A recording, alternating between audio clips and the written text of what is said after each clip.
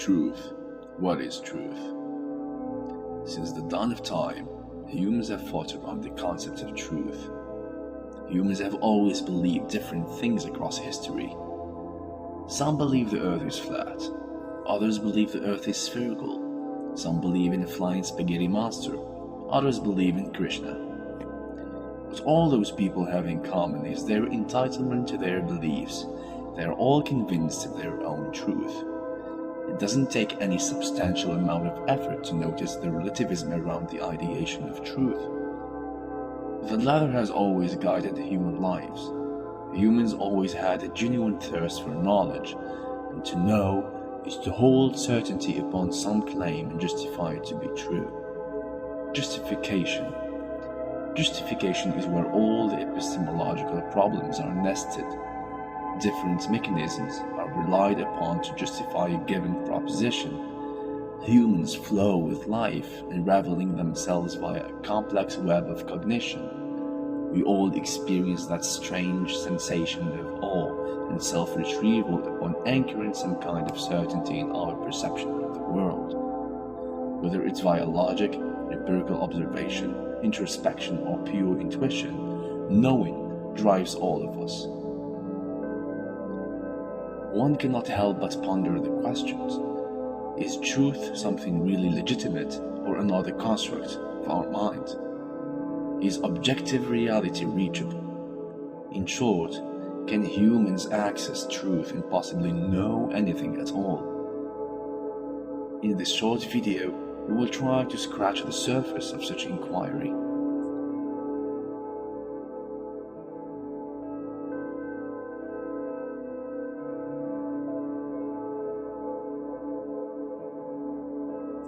Logic, being a cognitive faculty, a product of our mind that codifies truth, is central to justify any sort of proposition.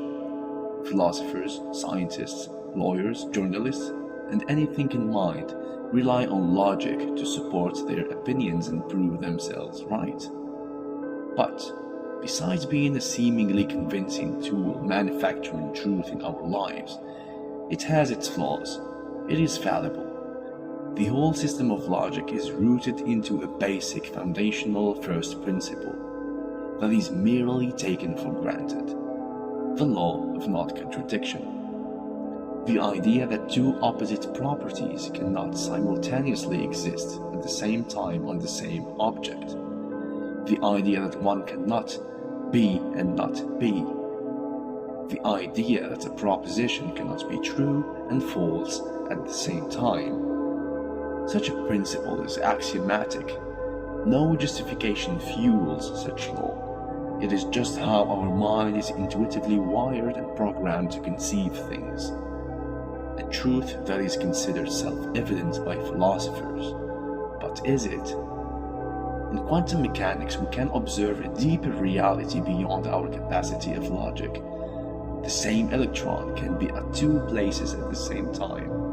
A spooky counterintuitive phenomenon, to say the least. An observation that contradicts the law of non-contradiction itself, and breaks our trust in logical thinking as a tool to discern objective reality. Besides, logic doesn't automatically lead to truth. The soundness of an argument depends on the groundedness of its content, on top of its validity. Validity is the structure of the argument, the relationship between the premises and their conclusion. The groundedness is the content of the premises, the fact upon which an argument is based. We can consider the following argument. All men are aliens. Socrates is a man. Therefore, Socrates is an alien. This is a syllogism, an argument that is valid in terms of structure. All A are X. B is A, therefore B is also X. The data grounding the content of A, B, and X does not depend on the use of logic, but on other sources like intuition and observation. This renders a big problem for logic as a tool of discerning truth.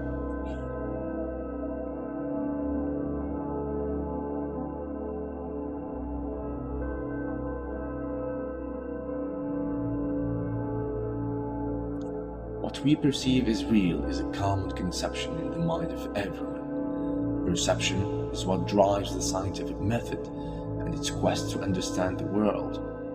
However, all our senses, seeing, hearing, tasting, smelling, and touching, are unable to be justified as an accurate mirror of reality. We do not see the world as it is. We don't have any direct access to what is out there. All of our sensory experience is nothing but a manifestation of the biological construct of our senses. We perceive what we project. Taste, odors, and colors are fabrications.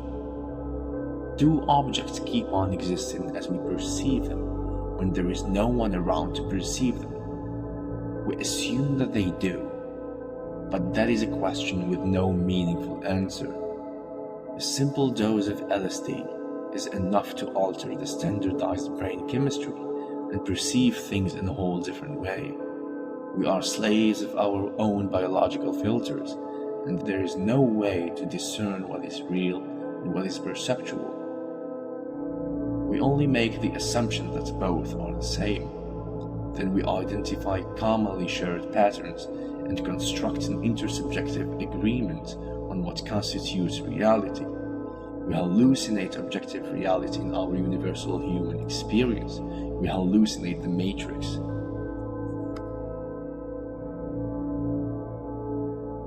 All these centers, such as logic, sensing, intuition, dominate the flux of information and knowledge.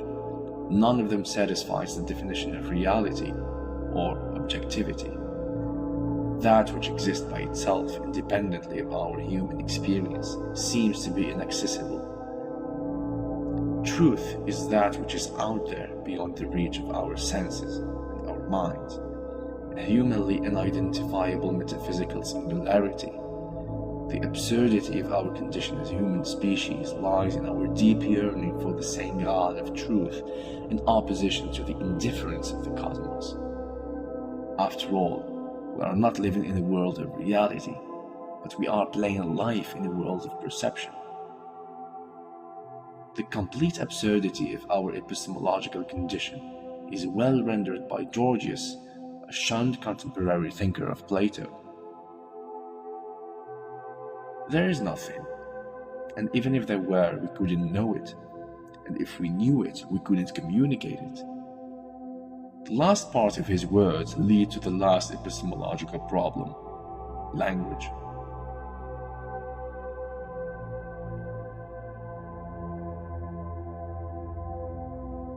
Language plays a medium in conveying any piece of information. We simply assume that the words we're hearing or reading are trustworthy and authentic. We trust the testimony of the authors, and we trust that their words do justice to meaning. But this is it, nothing but mere assumptions. Any piece of information, when linguistically codified, becomes subject to dissolution. The meaning that is extrapolated from signifiers is nothing but a reflection of the reader's own personal experience, biases, and ideology. Upon reading the word girl, for instance, everyone pictures a different image in their minds. Some depict a girl who looks like their daughter, some paint a past blonde lover. The intended image initially dropped by the author is lost. In similar fashion, since this involves language, the meaning intended in this video could be lost and irretrievable. How much of this content is to be trusted as truth is a question worthy of consideration.